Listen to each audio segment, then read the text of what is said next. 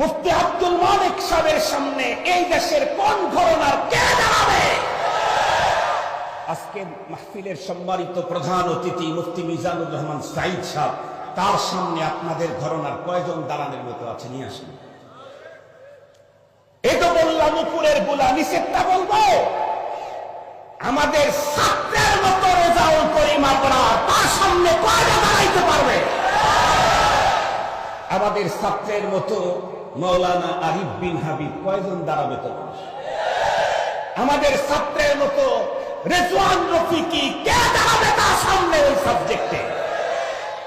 মুহতারাম, আমি মাদ্রাসার হুজুরদেরকে নিয়ে তার সিরিয়াস চুলকানি শুরু হয়ে গেছে।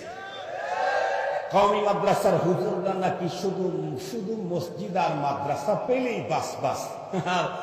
বলার ভঙ্গিমাতে মনে হইল শুধু হুজুরদেরকেই ছোট ভাবছে, তাই না, মাদ্রাসা মসজিদকেও সে তুচ্ছ মনে করতেছে। এদের সর্বোচ্চ চাহিদা যে একটা মসজিদ আর একটা মাদ্রাসা পেলেই হবে। এই কারণে তারা দুনিয়া আখিরাত ওইভাবে না বোঝার কারণে, তাদের ওস্তাদগণের এবং তাদের সিলেবাসের দোষের কারণে তারা ফতোয়াবাজি এখন করছে একামতে দ্বীনের বিরুদ্ধে। শুধু মাদ্রাসা মসজিদ হলেই, এরপরে আবার আমাদের সিলেবাসের উপরেও কথা বলেছে।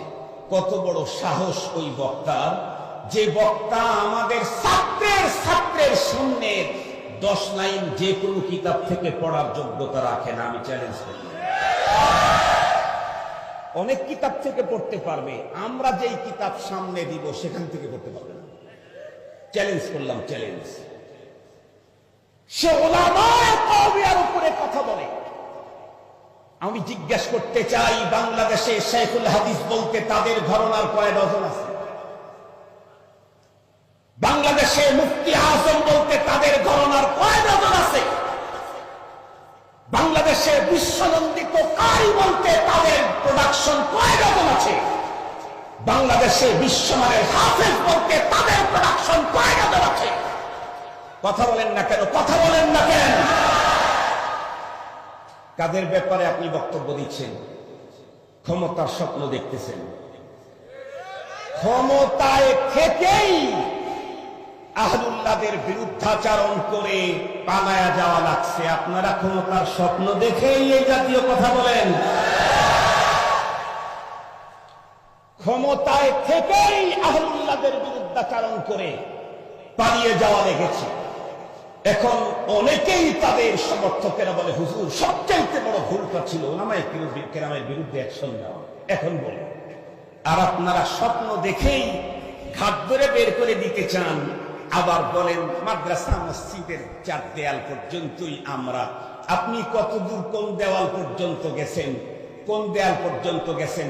আপনাদের লোকেরা আজকের পৃথিবীতে কোন দেশের রাষ্ট্র পরিচালনা করছে? উলামায়ে কওমিয়া আফগানিস্তানে, উলামায়ে কওমিয়া কওমি মাদ্রাসার তালেব ইলমরা পৃথিবীর সর্বশ্রেষ্ঠ রাষ্ট্র কায়েমের নজির কায়েম করেছে। এই শুধু 4 দেওয়ালের মাঝে এইটাকেই মনে করেছে এইটাই দুনিয়া। আমি তো নিজে কওমি মাদ্রাসায় পড়েছি, হাফেজি মাদ্রাসায় পড়ে দেখেছি। যখন পড়তাম আমার মনে হইতো যে এইটাই মনে হয় পৃথিবী, এর বাইরে আর কিছু নেই। আমার কওমি মাদ্রাসা যেহেতু একটু বড় ছিল, তো মনে করতাম যে এর বাইরে মনে হয় আর পৃথিবী তার কিছু নেই। পৃথিবীর সবচাইতে শ্রেষ্ঠ উন্নত মানে এত অল্প টাইমে একটা বিধ্বস্ত দেশটাকে এত উন্নতি করার ইতিহাস পৃথিবীর মধ্যে নেই। আপনি হুজুরদেরকে কি চিনলেন? উনি নাকি আবার কওমি মাদ্রাসাও পড়ছে। কি চিনলেন আপনি? কম পক্ষে কোরআন হাদিস ফতোয়া এই জাতীয় বিষয়ে আজও উলামায়ে কওমিয়ার সামনে আপনার গ্রুপের লোক কেন সারা দুনিয়া দাঁড়িয়ে 1 নম্বরে যাওয়ার সাহস করবে না? কথা বলেন। আজও আল্লামা তকি ওসমানীর সামনে পৃথিবীর কোন ঘরানার কে দাঁড়াবে? মুফতি আব্দুল মালিক সাহেবের সামনে এই দেশের কোন ঘরানার কে দাঁড়াবে? আজকে মাহফিলের সম্মানিত প্রধান অতিথি মুফতি মিজানুর রহমান সাইদ সাহেব, তার সামনে আপনাদের ঘরানার কয়জন দাঁড়ানোর মতো আছে? নিয়ে আসেন। নুপুরের গুলা নিষেধটা বলবো, আমাদের ছাত্রের মতো রেজাউল করিম আপনার তার সামনে কয়টা দাঁড়াইতে পারবে? আমাদের ছাত্রের মতো মৌলানা আরিফ বিন হাবিব কয়জন দাঁড়াবে তো? আমাদের ছাত্রের মতো রেজওয়ান রফিকি কে দাঁড়াবে তার সামনে ওই সাবজেক্টে?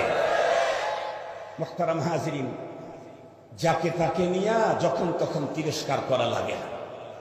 এক শব্দ বলে একজন হেলিকপ্টারে ভেগে গেছেন, আপনারা এত বারবার এই জাতীয় শব্দ বলতেছেন, খোদায় জানে আপনাদের কপালে কি আছে।